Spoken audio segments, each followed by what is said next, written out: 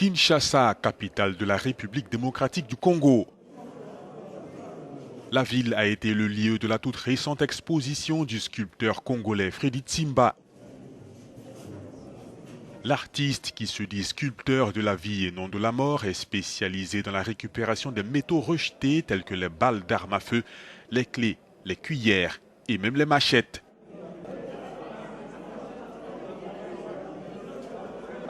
Là, cette exposition, je l'ai placée sous le signe de l'amour et accepter l'autre.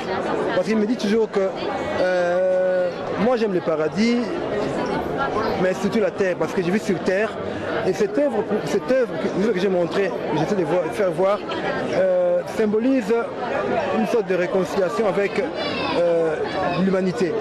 Donc j'ai mis en exergue les femmes, parce que je me dis que c'est par la femme que la vie passe. Je suis réellement satisfait parce que d'abord, les œuvres de l'artiste m'ont toujours impressionné, déjà au niveau de la matière et qu'il exploite, c'est-à-dire aujourd'hui il a su diversifier la matière qu'il exploite.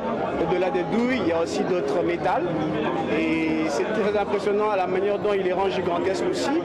Et aujourd'hui je suis assez satisfait parce qu'il y a aussi réellement une profondeur qui passe dans les messages, les corps de femmes et aussi ces anges qui sont tombés entre ces deux. C'est une expo auquel je ne m'y attendais pas, puisque c'est un vieux qui essaye de bouger un peu notre cerveau, quoi. Parce que de voir un peu le clé, le kanga mouibi, comme on le dit, ou kanga souris. Donc l'amener au-delà de ce que nous voyons, c'est bizarre. C'est bizarre et incroyable de voir tout ça, quoi. Les œuvres de Freddy Tsimba peuvent choquer certains, mais l'artiste est formel. C'est sa manière à lui de magnifier la vie. Dans son atelier, il nous explique le fondement de son style. J'ai essayé de trouver des éléments qui ont un sens.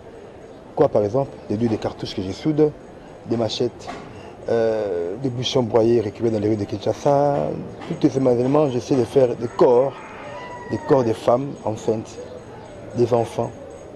Donc ici, je clame haut et fort la vie, parce que je me dis que la vie est tellement magnifique qu'avec ces éléments, j'essaie à ma façon de recréer l'homme, l'humain, dans toute sa splendeur. Après avoir écouté les explications de l'artiste, on peut donc conclure que ce qui sert à l'origine à donner la mort ouvre les bras à la vie.